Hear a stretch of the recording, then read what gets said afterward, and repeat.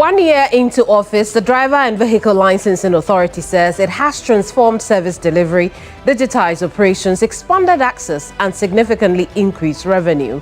The DVLA describes this period as reform-driven and citizen-focused.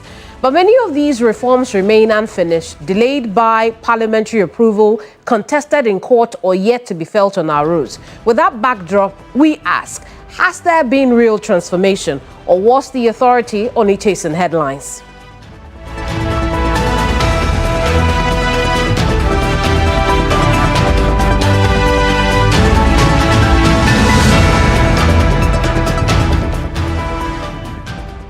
This is Hot Issues with me, Kemini Amano.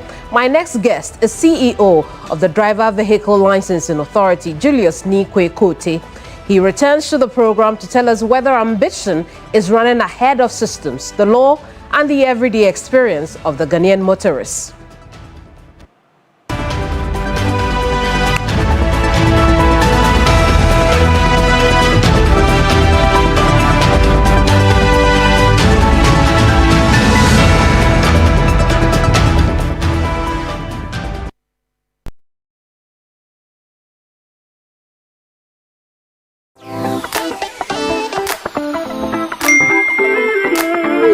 This is the banking app that makes you live a lot more.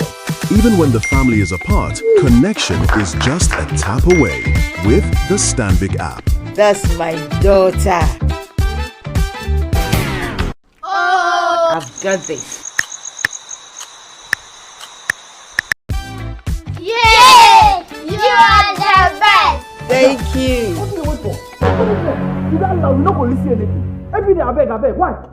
The water will be free. Ghana Water Disconnection Team. Level up to one secure experience and do more with the Stanbic Bank app. Go, Grandma. Go, Grandma. What a Go, lucky Grandma. man. Grandma, oh yeah, guy. And with Spend Insights, you instantly understand your spending, so planning becomes effortless. Download the Stanbic app now on the Google Play and Apple App Store. Is everything okay? Oh my God.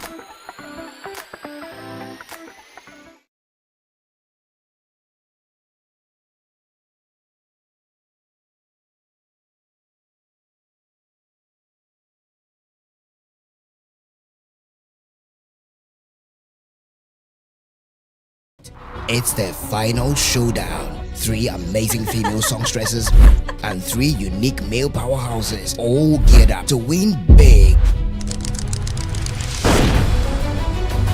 Over 200,000 Ghana cedis prize package at stake. Who becomes the breakout star? Join us at the National Theatre on Sunday, the 25th of January at 7 p.m. Rate 50 Ghana cedis. Performing live our very own Romeo Swag, DSL, and other surprise act. Don't miss the special night where a new star will be born. Could it be Achedie, Andy Kwams, Ivy Hollis, Kweku Shai, Tiki, or DNA? Grab your ticket now at the front desk of TV3 Mentor 14, the breakout edition. Powered by Shaltox Lozenges. Brought to you by Origin, Fratelli Calipo, Darling Lemon Drink, Darling XYZ Wine, and Napa Foods. Dragnet. Our mission here at TV3 is that the new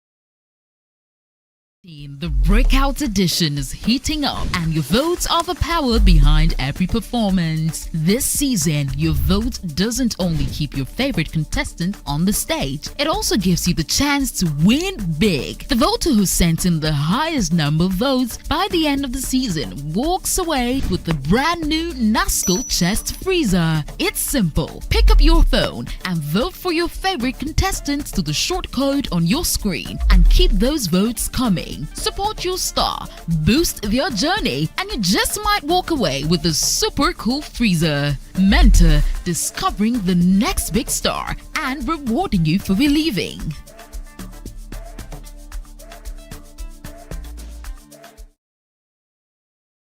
Five, 4, 3, 2, 1.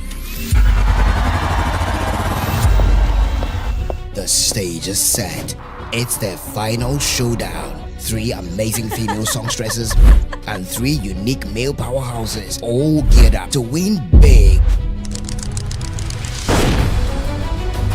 Over 200,000 Ghana cedis prize package at stake. Who becomes the breakout star? Join us at the National Theatre on Sunday, the 25th of January at 7 p.m. Rate 50 Ghana cedis. Performing live our very own Romeo Swag, DSL, and other surprise act. Don't miss the special night where a new star will be born. Could it be Achenie, Andy Kwams, Ivy Hollis, Kweku Shai, Tiki, or DNA?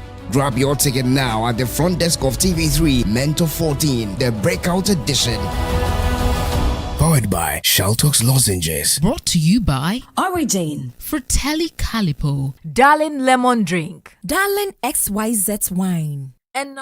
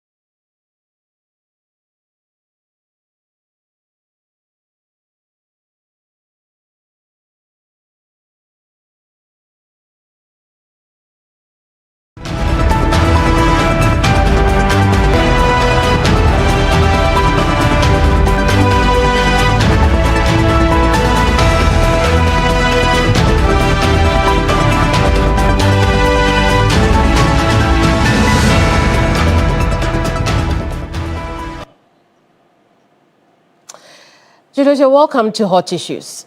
Thank you, my sister Kamini. I want us to start off with the happenings now, particularly how the DVLA landed in court. Where does the story begin?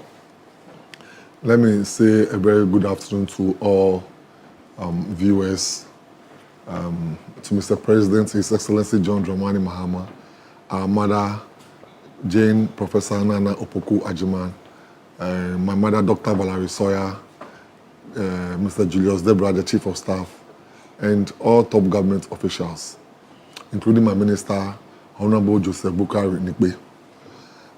Thank you, my sister. In the year 2019, from what I read in office, the report I read, in the year 2019, the DVLA wanted to enhance the aluminium quantity of number plates. So there was a restrictive tender to award a contract to a company to do that project. Now, a German company by name Tongis applied for it, but there was another company in Ghana called Omel. They also applied. About 8 companies applied for it. They went through the procurement process, went through all the process available, and the company called Omel won. Which is the original manufacturing embossment limited. Exactly, okay. Omel. So Omel won this company, and the contract was signed for Omel 26th of November 2024. Okay. The contract was signed for Omel 26th of November 2024. Then they said, I don't even want power. So when I got into office, we want to change the number plates because, my sister, trust me, Iyoko will write to you, National Security will write to you, police will write to you, BNI will write to you, and it's an affront on the works of DVLA that sometimes the cars are on the streets with number plates, but we don't have information on them. So one may ask, how? Because there are about 154 companies that do embossment of number plates. They emboss number plates. And, I mean, how do they emboss number plates? They are scattered all around the country. You go there, you give them the number, they don't do any background checks, they don't request for any documentation. All they do is that they want money, so they'll just emboss the number they want from you. Assuming I have an issue with you, and I know your car number, and I want to deal with you, I am an armed robber. What happens? I'll go and emboss your number, use it for armed robbery, leave the car over there for traces. And then the DVL and police will deal with you. You don't know anything about it. So the era where anyone, anywhere has a machine so can emboss number plates is what we want to do away with. Okay, so how is Omel changing the system? So this is what happened. So when we got into office, I announced on a program. I think I had an interview with Umaru Sanda. That was the first time I announced that the DVLA is going to change the number plates first. Secondly, we want to award the contract of number plates to VACO. Then again, change the year of registration off. We'll take it off the number plates. Then make it RFID chip embedded number plates, where there will be a scanning device with the security operatives, and they can do what? They can scan to know who is driving the car or who registered the car. Then I received a call from a paramount chief of Akwatia. He's called Nana Dasibre. He said he wants to have a meeting with us. So he came to the office. I was there, my deputy was there, my board chairman, everybody was there. Then he came to meet us. That he has a contract which was signed for him 24th of November 2024. Because he owns Omel. He owns Omel. And that he has made so much investment and is willing to work. I said, what we are going to do, we want to put RFID in it to enhance the security features of the plate. He said, for him, he's not an expert when it comes to RFID. So he made mention of we did our background checks and realized that the Genvit of China, the UTA of Poland, and then the Tongis of Germany are the experts when it comes to RFID chip embedded number plates. Right, so just slow it down for me. Omel's original contract was to do what? Omel's original contract, signed on the 24th of November 2024, was for him to emboss and enhance 2.2 number plates, 2.2 million number plates. What were the enhancements in that contract? The aluminium quantity we have currently they wanted to make it 90% of the plate. Okay. So they want to enhance the aluminium quantity of the number plate. That is. So that was not a digitized contract? No, it was a digitized contract. Fast forward to today. What is the contract saying now? So the contract is still in place. He's made his investment and everything. So a company called Vermac. It will interest you to note that the owner of Umel is also part of Vermac. The Association of the Vehicle Embossers. Yes. Okay. And all those he had who went to bid for that contract, Nana Dasibre, Bediaku, Derek Danso, and other people, they are all part of Vermac. And they all went to bid for the contract and Umel won. Now, they came to me that I shouldn't allow Umel to work. I said, why can't I allow him to work? They couldn't give me any reason. And as for some of the allegations they made, this is a very big platform, I'm not going to make those allegations here. But I asked them, if you had won, would you have come back to me to tell me that I shouldn't allow you to work? And why shouldn't I allow the man to work? They didn't say anything. Vermac executives now came to me that they have not been consulted. I said, oh, how? Nana Bediaku, who told us that he is the chairman of Vermac, is part of our technical team. All the designs we did in-house, the new number plate design, we never went in for any consultancy. There was no consultant anywhere. We used our directors, in-house directors, Mr. Kafui and the corporate team. They did the design. We were all seated. The chairman of Vermac, Mr. Bidaku, that's what he made us to believe. He was part of the technical team. During the measurements, put this here, let's put the coat of arms here, let's take it off, let's put the Ghana flag here, the measurement, everything, he was part of our technical team. So we saw him as a representative of Vermac.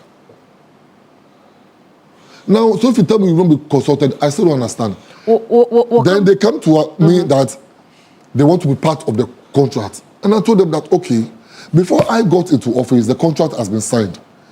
And the contract has been signed to one of them. Go and meet the man. Have a discussion with him. Whatever the conclusion will be, come back to me with the man. Let's see how best we can sit down. If he wants you guys to do it, I mean, we have a way to talk around it. I personally picked my phone in front of them and called the man that your colleagues are here, they want to be part of the new number plate because, and I told them, he said, I don't have a contract with them. I have a contract, the contract we've seen, it's only for Umel to emboss and enhance 2.2 number plates. So they should come and see you. My sister, they've not gotten back to me, and all I heard was a press conference against me. Okay, let's take a few. Now they are in court. Let's take a few issues one after the other. You said Umel had told you that they don't have the capacity for the radio frequency identification. Exactly. Right. So in terms of now, your intention to digitize, what role is Umel playing there? You know, there are 3 stages with the number plates. Okay.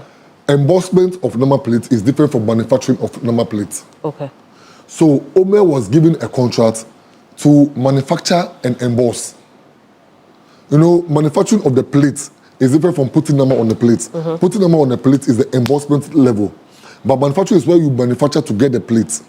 Now, DVLA is taking it upon itself, because we want to tighten the security, to now give you the RFID, which you account for in return of the plates. So when we give you the RFID, you put it in the plate, you do embossment for us, then you bring the plate back to us. We scan to know whether what you've given to us is exactly what we give to you, is exactly what you've returned to us. Then we send it to the market. So he was given a contract to manufacture to do the embossment and emboss 2.2 million number plates. But 2.2 million number plates. Yes. How many number plates do you usually need in a year? In a year, we do more than 100,000. 100,000. So this 2.2 million number plates could be a multi-year contract. Yes. I see. Until he's able to reach the 2.2 million. Exactly. So what happens to the other embossers or embossment companies based on this contract? What I saw or what I read through to understand was that, you know, LIPMA, License Plate Manufacturers Association, and Vermac are all virtually the same people. So giving a contract to Lipman was just like giving a contract to Vermag. Because they do the license plate manufacturing and Vermag does the embossment. So I think then, I'm not holding breath for anyone, I wasn't there, but I think giving it to Mr. Dasibre Omel was just like giving it to Vermag. Because when you go and check, when you do your check at the Registrar General, you realize that the 3 people that went to form open the company, Mr. Dasibre is one of them. That opened the Vermag company is a beneficiary of Vermag. So in your opinion, Omel winning the contract is just like Vermag winning the contract. Exactly. But they are in court. So Omel has joined the suit as a defendant. Yes, because I think he's part of the company, but he wasn't informed they were going to court. I see. This will be a complicated legal matter if it should come up in court. But what do you think about this embossment now going to one company? How helpful is it for the Ghanaian consumer? In terms of security, it will help the Ghanaian consumer. In terms of security, it wouldn't be an era where anyone anywhere out there will be embossing number plate. Anybody out there. We went to Nigeria. The entire Nigeria, they emboss number plates only at one place. Then they do distribution. We went there, one of my directors took a picture. His phone was seized and he was asked to take the picture off from his phone. They searched us thoroughly before. But here, just go to any DVLA office around it, everybody is embossing number plates. That number plate you are embossing is a security document. You don't just allow anyone anywhere out there to emboss it. We need to be cautious and be circumspect about who embossed number plate for who. Because, trust me, there was an armed robbery issue in Tema. When they called, I told them that the number they are giving to me is a fake number. They didn't understand how, from my sleep, I could say which number is fake and which one is not fake. But I've been in DBL before I was appointed there. I did my service there. My sister, whenever you see a car, like it has the prefix CR, that is Central Region, and then you see in the 9,000 column, the car is a fake car. That number plate is fake. Ask me why. Because Central Region, not in any year, will get to 9,000 with registration of cars. So immediately I told them the number plate they have is fake. So we went to the office with my directors. The letter was there, police brought the letter, we made a search, and it was fake. About 5% of cars we have in the system are using fake number plates for all manner of things in society. 5% of all vehicles in our system. I'm telling you, they've not paid duty. There are several ways they use to get the number plates. One, sometimes they move through the police stations. Cars that are involved in accidents and are beyond repair, they look at their number and go and emboss. They go to the farmlands. You will see that the farm equipments don't come back onto the streets. They do what? They emboss their plates. There's a way they do it. They photocopy the custom documents, call their guys who bring cars that do not pay duty, and look at the same number. The current issue we are dealing with is a police officer from Kaswa who did the same thing, custom documents, Kia Sorento, and they went to fake it and clone the numbers and came to DVLA for registration. And with this new system, because of the RFID, we're going to do away with this. Yeah, but there's a cloning detector as part of the system. There's RFID billboards which will be mounted at various highways. You are passing with a number that is not in our system. It sends a signal to our command center for you. The new, toll booth coming. We are in touch with the Ghana Highway Authority, and they need RFID chip embedded number plates to be able to communicate with the toll system that is coming. So we have no option than to move, because Ghana must move. Not because one person, two people. Well, the first issue Vermag raised was that they are not ready. Ghana should give them 1 year before they go and get the machines. Not because you are not ready, Ghana should not move in terms of development. I mean, so from what you're telling me, then, this will not threaten any jobs as far as Vermag is concerned? No, it will not threaten any job. You see, Vermag must just approach the issue with humility and stop the pride. What does that mean? One of you has won a contract. You want to be part of that contract. Consult the man. Go to him. Talk to him. Talk to him. You don't come to DVLA to threaten us. Didn't sign the contract. I've not cancelled the contract. The contract was signed before I got into office. And I can't go and cancel the contract for any judgment debt. Even if you want us to amend the contract, there are ways and means by which you go by the. What is this contract worth? I don't understand. How much is the contract? Oh, you know, the prices of our is 2.2 million. And they were emulsing at, they were giving it to us at 155 Ghana cedis. So you can imagine. I see. Very well, because I want to understand what's attractive about the contract. You see, they made another allegation that we didn't allow them to work this year for the Dama Plate. They had a meeting. They know we had all the minutes and the audios. They had a meeting and said to their members that none of them should go and open their office on the 2nd of January. You know, 2nd of January is our peak season. So that DVLA will be embarrassed and I will also be embarrassed. So I will not be able to have plates for our clients out there. That's an allegation you are making against them. I'm coming. And lo and behold, on the 2nd of December, they closed their shops. Vermac. And you are saying it was intentional? Yes, because we have the audios. They all closed their shops. No shop was working. We had to struggle to get the Umel man to emboss the plates for us so we can distribute to all our office. Because what they do is that every Vermac person has the office is been distributing plates to. But they told their people not to open. They went on strike. They went on strike. I see. On the 2nd of January, sorry. Let me rein you back in, right? I do want us to look at the new system because we know that you've been asking your drivers who registered their vehicles pre-2023 to return and then move on from the manual system to the digitized system. But I want us to start with the RFID. Okay, that's what we are saying now. We call it the onboarding. The onboarding, yes. We'll come to the onboarding, but let's start off with the registration number, please, right? Mm-hmm. Who is going to be keeping my data? When I bring my vehicle, a tracking is put on my vehicle. Who is going to keep my data? Currently, DVLA keeps your data. How safe is my data with DVLA? Your data has always been safe with DVLA. Yeah, but now hang on. The RFID will give you real time where this vehicle is, which is what you said will help with security. My concern as a consuming public is that I want to know that I'm safe. Nobody can go to the DVLA and find out where I am at any point in time. Mind you, we are guided by data protection law. Okay. So we have lawyers who are also working on it. You know, the LI is 8 days in Parliament. You know, we need 21 days of maturity in Parliament, and we'll be able to cross 8 days. It was passed. It was late on the same day the mother law was passed. That's the motor riding, the commercialization of motor riding. But we got that one for certificate under agency. So that one was passed on that same day. But the LI itself is going through the 21 days of maturity. We'll be able to do 8 days, and we are left with 13 days. When Parliament is coming back, I think on the 3rd of February, we'll take it from there. So we are waiting for the 13 days for the maturity date. Then we take it from there. In the meantime, you have started onboarding. Onboarding started in 2023 December.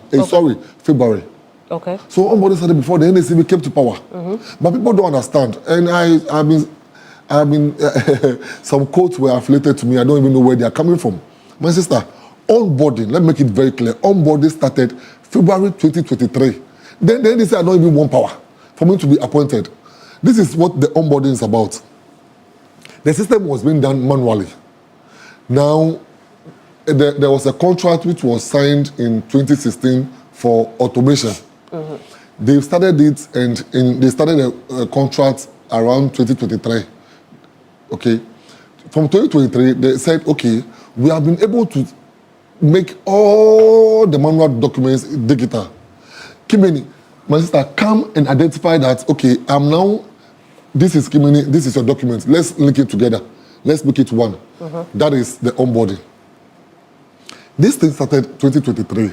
There hasn't been any anxiety, any pressure from us that you should do it before you get anything done. All that we are saying is that when we start with the new number plate system and you've onboarded, it will be very easy for you to go through the process. When you have not done that, it will take some time for you to go through the process. So when you're going to do your road ready, you do your onboarding. This is all we said. Right. So if this started from 2023, what percentage have you been able to onboard?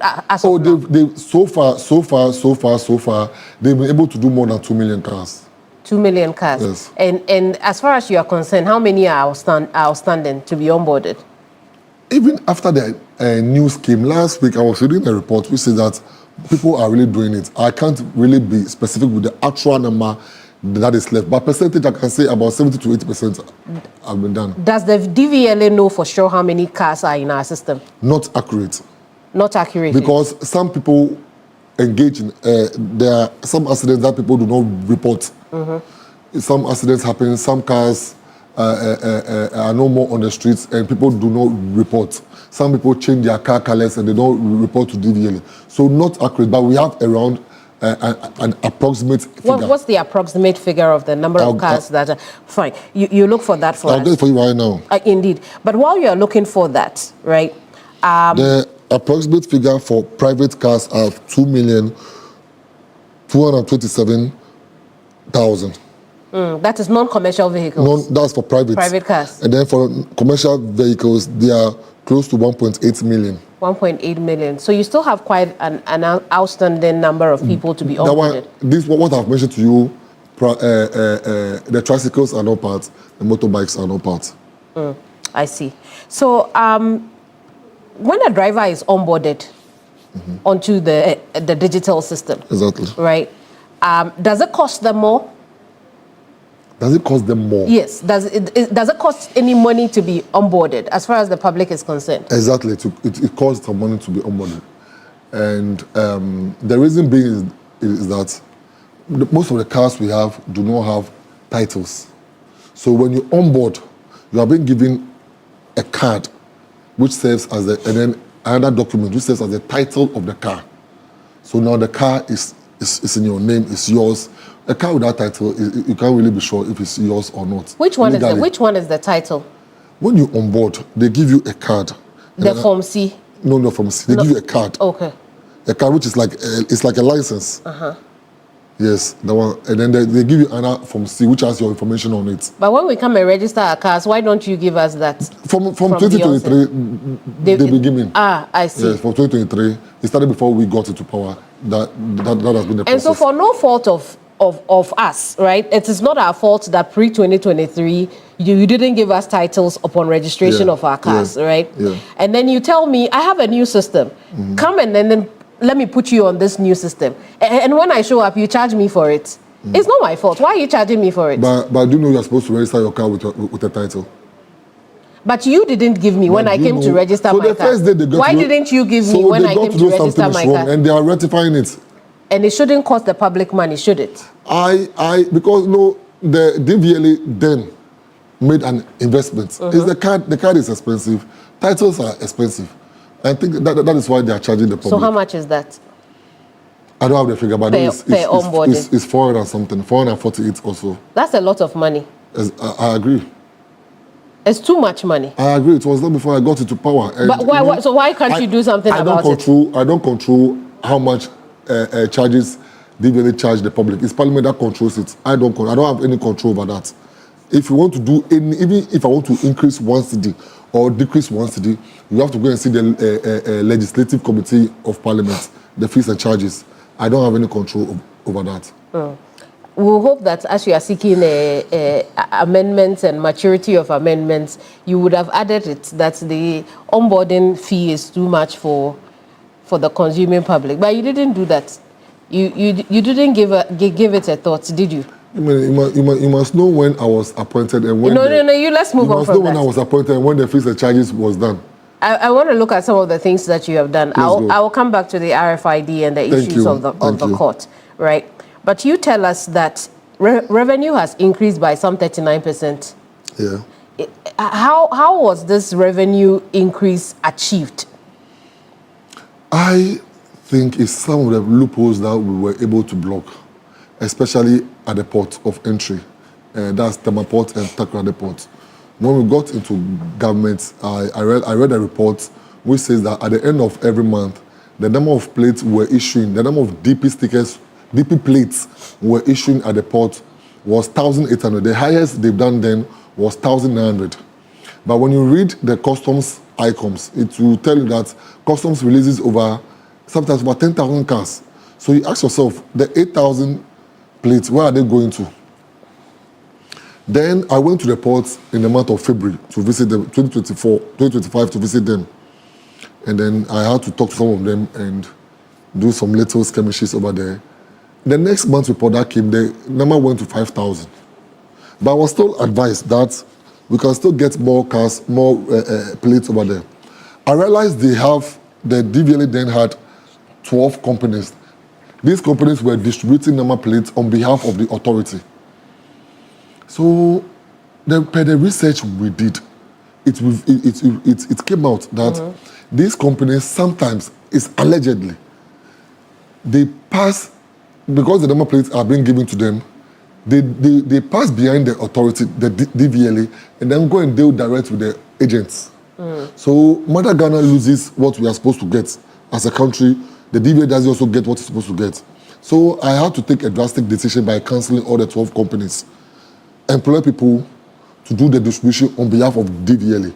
And I'm so proud to announce that last year we did over 16,000. Since we introduced the DP stickers, the number keeps going from 10,000 upwards.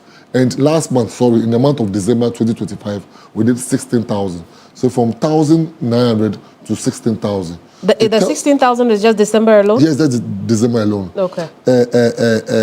In November, it was close to 16,000.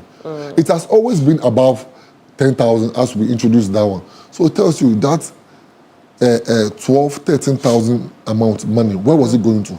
About 6 to 8 million Ghana cedis. It was going to some people's pockets. And per the action we took over there, that money now comes to Mother Ghana. It's part of the loopholes we blocked. When we came into office, people had a way of manipulating the system. You go today, they'll give you license F today. Now, I've told them that when you capture on the day one, and you are going for a last date, they should be captured again. That one also blocked some system, in some criminal activity in a way. Because you can imagine how the rate that people are involved in accidents. I'm going for license B, then they will just pay. And they connect with my staff. I agree. They connect with my staff, with the Guru boys, and then they do what?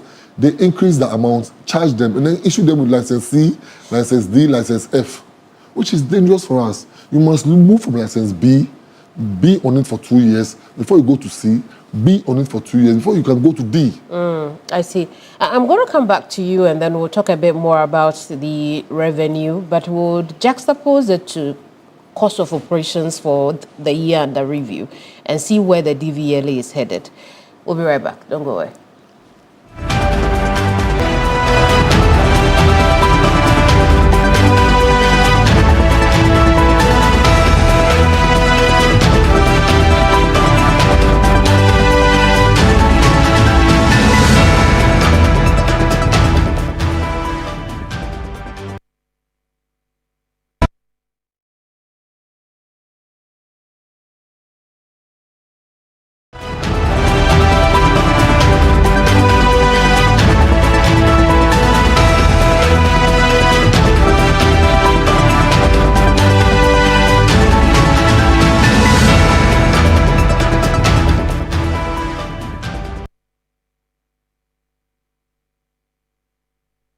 Welcome back. It's still hot issues here.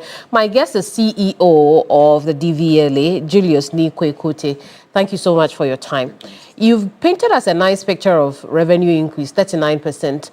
But let's look at how it fits into your entire balance sheet, right? What was your cost of operation for the year? The total cost of operation was last year was around 388 million. 388 million. And then the target we're asked to do was around 500 million. Okay. But we did close to 900 million. So you exceeded your target? Yeah, we exceeded our target. The DVLA is profitable? Yes, profitable. But is this profitability being carried by the increase in the service you give the public, or is only because you have plugged loopholes like you have indicated previously? Blocking loopholes is a clear reason. Then we know it's not about profitability alone. It's about safety issues as well. Sometimes when you invest in safety issues, those ones you don't get direct with things. But the health of the nation is very, very important and paramount. So we invest in safety, and then we also look at blocking loopholes. The loopholes at the port, my sister, wasn't easy.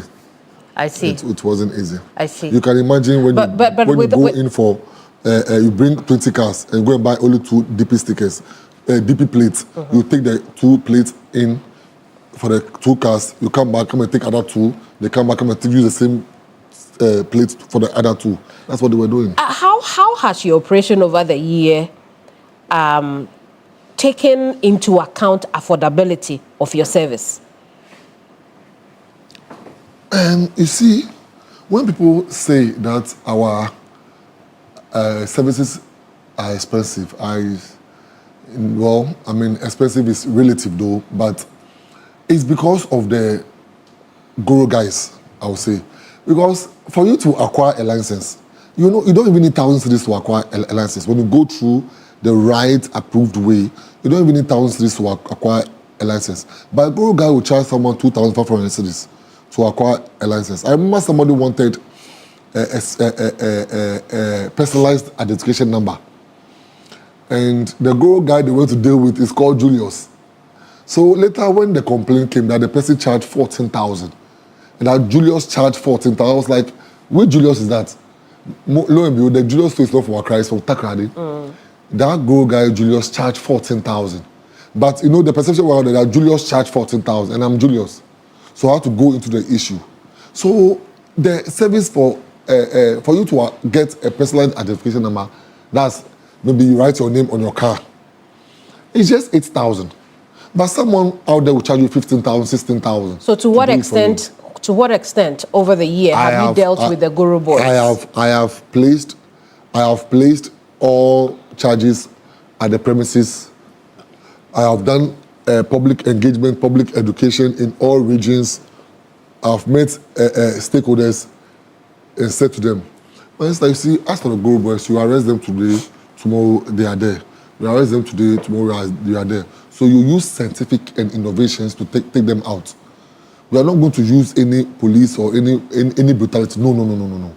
Let's use scientific Have you implemented some of these scientific ways to deal with Guru boys? Yes. So what I'm asking is... Like I said, blocking the system where you cannot do license F straight. Okay. Which they were doing. I see. So to what extent would you say then now that you have been able to reduce activities of Guru boys? We have been able to reduce activities of Guru boys, but not completely. Not completely. Not completely. I can't give you the extent, but I can tell you that we are doing well with regards to that. And we also believe in engagement. I've engaged they have a union. The Guru boys have they have a an union. association. I've met them, spoken to them, and led by Solar Norma and Co. I've spoken to them. Their spokesperson is even a lawyer. What did you speak to them about? Because this... No, I met them with my technical team and then told them what they were doing. I was able to address the challenge, and they were, you see... But are they legally recognized? No. So why did you meet them? Yeah, so, Kimani, sometimes you don't use... It's not always that you use brutality to get people out. Right. Sometimes you use dialogue and understanding to get people out. That is the approach we are using now. Did it work? Yes, it's working. Because when you look at the infiltration of Guru, it's minimized. Okay. It's been nice, and we'll do well. We are still on it. It is not an easy battle. For a 37-year-old boy, then Julius, to be appointed to take about 8 million Ghana cedis from people who have been taking this money every day from the port, it's not an easy task. If you don't have someone who understands you, a president who will give you the listening ears, just 2-3 days you'll be changed. I see. Let's stay on the subject of licenses. How long are people waiting for their licenses under Ekote administration? So when we got into office, 1.5 year backlog of licenses was not printed, about 444,000. We came to print all using the 24-hour project or the 24-hour system. I got guys, workers, divided them into 3, 8 to 2 p.m., 2 p.m. to 10 p.m., 10 p.m. to the next day, 8 p.m. to clear all. But you see, there is something that this government has introduced, which I think my senior finance minister made mention of. Office of, what do you call it, the value for money. We have what we call commitment authorization. Now, with the coming in of the commitment authorization, whatever I want to do, how I'm going to spend my capex for the whole year, my everything for the whole year, you must write to the Ministry of Finance for you to be granted the commitment for authorization. Now, from there, you go to PPA for approval. And we got our commitment authorization around October last year. We went to PPA. As I speak with you now, PPA has also given us approval last year. We've gotten the lady to supply the consumables. So printing is underway. So now the cards are coming. And then we are changing. Hang on. The cards are printing is underway for cards from which year? Okay, so we did up to September last year. Okay. We did up to September last year. So I'm very sure by the end of next month, we can do up to January. But we'll change the system. January of 2026. 2026. I 2026. see. So, but we'll change the system. Okay. I want to add some information to that. Right. We are engaging or want to introduce what we call the instant printing of cards. When you go to NIA, you can see that same day you get your card. But it will be done only for those people who are already in the system. You know, for the new learners or the ones coming in new, you must go to that 3 months training before you get the license being printed out for you. And I want to keep to that because it's the ISO standard. It's the international standard of acquiring license. You go through the 3 months process. But someone like you who has been in the system for a very long time, you've done renewal, you've done upgrade of license. I don't see why the DBLA must be keeping your license it comes to a backlog. So when will the instant licenses start? We've gotten the machines already. Okay. It's about installation and then training of our staff. So I'm not going to give any timelines, but very soon we'll start to communicate to the public. I see. For instant printing of cards. For instant printing of cards. For only old holders of license, not the new ones. Not new ones. Yeah. I see. So for instance, if you're you already have a driver's license, and then you are renewing. Yes, you are not first-time license. Not first-time license. Okay, applicants. Applicants. I yes. see. That's interesting. But this 24-hour system that you created, you have explained that you use that system to clear the backlog, which you came to meet prior to your appointment. Now that you've been able to clear that backlog, what happens to that 24-hour system you have created? Is there still demand for it? There's still demand for cards. The demand for cards is not something you can think about. It's so your 24-hour office? The 24-hour office, let me state this, that we started the 24-hour office in Adenta. Yes. The Adenta is the first office that I came to open. And it has nothing to do with any SWA government. The building we used is a building which belongs to the Ministry of Transport. It was given to us freely because our minister, Mr. Bukari Joseph Nikwe, is someone who doesn't believe government must be paying government institutions. So he gave us that office, and that office is where Ayalolo was commissioned. That's the Ayalolo office. But the building is for Ministry of Transport. Ayalolo concept goes under the Ministry of Local Government, but the building itself is for Ministry of Transport. So he gave it to us, and which was commissioned by His Excellency John Dramani Mahama in 2016 before leaving office. So that's the building we started with. And last year we opened 10 offices all across. Some were ultra centers, some were our own stations. Yeah. And you plan to expand the 24-hour service? Yes, we are doing it for all regional offices. Is there demand for around-the-clock DVLA services around the country? There is demand. Don't you always meet queue when you go to these offices? So for instance, between midnight... There is the demand. I go to the head office. I'm saying this to you because Adenta has proven that there is demand. You go there midnight, people are there for services. Yeah, but you're doing this across the region. And I want to go back to the issue of Central Region. No, hang on. I want to go back to the issue of Central Region, which you admitted that even within a year, they won't get to 9,000 That is only vehicles. for vehicle registration, not about licensing. No, hang on. Right? So if even that can happen with vehicle registration, my question to you is whether or not there will be demand for a 24-hour service in an area like the Central Region. Will people demand your service between midnight and 6 a.m.? So I think if you've read our communicate very well. We made mention of the fact that we are going to have extended services first. Okay. Then we'll look through the reports and see whether we need to extend further with the 24-hour or not. So we are going to have double shifts first before we go for the triple shifts. So we are starting with 6 a.m. to 2 p.m., 2 p.m. to 10 p.m. first, extended services first. I see. Then we will have to really look at it. You know, when you even look at the policy formulation, what do you call it? From agenda setting, you come to policy formulation, you come to policy implementation, you have to do policy review. So we'll review that policy upon 3 months of taking effect to know whether we are supposed to do policy continuation or policy, we are maintaining it or we are cancelling it. So we are not there yet, but we'll get there. I want to look at your role in road safety. You're digitizing your system, obviously would improve record once the RFID comes and the anti-cloning detectors also come in. Have you, by the way, bought those machinery? No, the procurement department is dealing with that. Is dealing with that, okay. Right, but you have we've gotten the handheld inspection device already. Which will detect the cloned? No, the handheld machine helps the PVTS. You know, because we don't do inspection, our charges are not the same with the PVTS. So someone in Accra will bag all the rickety cars, they are road ready, and take it to the north and go and do all the road readies and bring it down. Now we've gotten the handheld machines to make all our charges across board the same, so that there wouldn't be any need for you to bag any road ready from Accra and take it to the north again. Now every car will go through the road ready system. We've gotten an interface where we can sit in the comfort of our offices and look at which car is going to be granted road ready or not. I see. That's important. You say you'd introduce the demerit point system. Yeah. Based on what?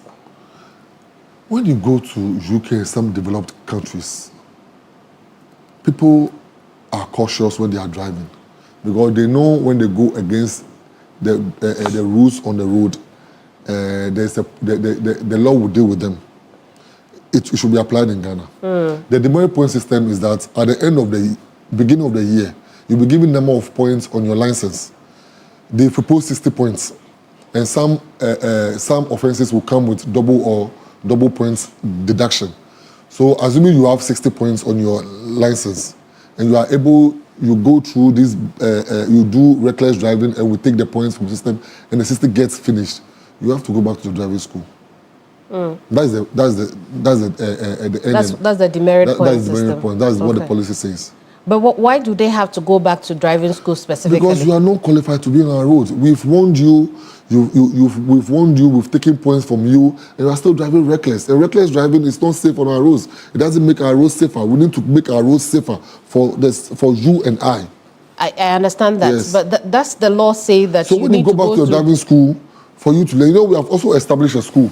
When I came to establish a school at DVLA, that's the DVLA Skills Development Center. Whether you come to us or the driving schools, you have to go through the driving training again. So I think the point you're making is that you have to retrain and reacquire your license. Exactly. Okay. Exactly, and reacquire your license. Okay. All right. Because you've been reckless for a very long time. But for you to lose 60 points in a year tells us that you'll be very reckless. And when will that start? What is the it's most part realistic? of the new laws in Parliament. I see. When we get a 13 days maturity period, it's part of the laws. I see. One of the things we also expect the DVLA to do is to have new licensing for the commercial Okada riders now. Exactly. What is the development on that? So we went to Rwanda for an understudy tour. That's where my minister made the point that we are going to use the African solution for the African problem. What it means was that how Rwanda has been able to have this project done successfully, Ghana must emulate this same strategy. So in Rwanda, they have what we call cooperatives. And those cooperatives are what is used to man and check the services of the Okada riders. We are going to put ours under the district assemblies. So every Okada rider will identify himself, if there's a lady or their ladies or herself under the cooperatives. I know people have raised the issue that there's freedom of association, but this is a policy. And what we're saying is that when you identify yourself under the cooperative, under the district assemblies. We'll now provide them with insurance. The insurance companies will be on board. When there's an accident, it will take care of that. Everyone will go through training. Every rider on the street will go through training before we issue license to you. Have we determined what their licenses will look like? Yes. Okay. Just that the design is not with me here. The design is not with you. But we are even changing the design we have now to enhance the security features of the new license we are bringing. What about people who work with these rideshare companies? The app, the online drivers. They are also now supposed to have commercial licenses. What developments, or how are you preparing for that? The ride-hailing issue is a little bit dicey, right? Because of the taxis and the issues the taxi drivers and the issues they are raising. I agree with them. There are some places you go and they will say taxis are not allowed, but the ride-hailing cars are able to pass through. Yeah. Because of the number plates. But they pay for the number plates they are using. They use the white number plates, use the private number plates. They pay for it. And it's part of the ride. But the law has reclassified them as commercial vehicles. Yes, the law classified. But the law classified the activities as commercial. Per the law, it's only one door that cannot be used for commercial. So people were talking about these Volkswagen cars that are coming and are involved in so much accidents on our streets. And I told them that the law says only one door cars cannot be used for commercial. So if you have your Escalade, you want to use it for commercial, I can't stop you. So the ride-hailing issue and our taxi issues is a very sensitive area. Which, it looks like the DVLA will have to do more work on that. Exactly, I agree with you. In terms of determining the parameters of how far you can go. It's under the RBDI, Business Development and Research and Innovation Directorate of the DVLA. And Mr. Zato is working seriously on it. Are you scrutinizing more people who want to register their Toyota Voxes because of the recent warning from the Road Safety Authority? We had a meeting with the Road Safety Authority, and they were of the view that why are we registering them commercial? Now, we pointed out what the law says. Now, some even registers private and still use it for commercial purpose. But that one, our presence is not felt at the lorry terminals. So another strategy needs to be adopted to check that. Yes, another strategy needs to be adopted to check I that. see. Why will my driver's license expire on my date of birth? I can't seem to understand that. My sister, this is a sensitive question. Okay, let me tell you this. We introduced what we call the SMS system. Okay. Where we give 3 types of messages before your license expiration date. Yet people still tell us they forget. The only date in your life you don't forget is your date of birth. So I'm saying that your date of birth should be conterminous to the date of expiration for your license, so that you don't come and tell me that you've forgotten. Because trust me, do you know, a research was... Wait, so hang on. I'm coming. If my date of birth is, say, 25th of December, 1999, right? It means if I come for a license today, my license will expire 25th of December when? 2 years' time. You go for license renewal every 2 years. Right. So then the sixth year, you do what you call replacement of license, because it's believed scientifically that people change every 6 years. So on our birthdays, we should come and celebrate it in your office. We are not saying on your birthday. We are saying that it will run around your birthday. So if, assuming I'm 29th of May and 30th of May, I know that 29th of May, 30th of May, I have to renew my license. Because that day is a day you don't forget in your life. It is done in the US, it's done in most developed countries. And we want to develop. We don't want to be where we are. I know change is difficult. I guess it would depend where in the US, because my license does not bear my... I'm going to check in New York and you see. Yeah, I guess so. I guess so. So you see, I'm coming. What I'm saying is that we thought the introduction of the SMS system will do away with people saying that they can't collect the day of expiration. But it didn't. I mean, still people are saying, I forgot it 3 times. So we'll give you messages 3 times. People still say, you don't blame them. People still say, no, they forgotten. And I'm saying, okay, then let us be content. But you see, more importantly, we now need insurance as vehicle owners we have to, it is mandatory for us to use our Ghana card, but we also have to include that license that we get from you. So in terms of going to the insurance companies, assuming that one has expired before the other, like the dynamics of that, how will it, play out? Insurance and licensing, the correlation is very little. Okay, the correlation is extremely little. Why am I saying this? The insurance company led by Madam Abiba herself has approached us that they want us to ensure that people have insurance before we give roadworthies to them. So insurance and license are not really so it shouldn't clash at all. No, it shouldn't clash at all. Very well. Thank you so much for talking to us. Thank you too. God bless you. Thank you for the service to the nation. A year from now, we'll sit again and find out how far you've come again. God bless us all. Thank you. Indeed. Julius Nikwe Kote is CEO of the Driver Vehicle Licensing Authority. He's my guest this week on Hot Issues. If you missed this episode, there's a playback on all our social media handles, including YouTube. I'm Kemeni Amano, and this is Hot Issues. Bye-bye.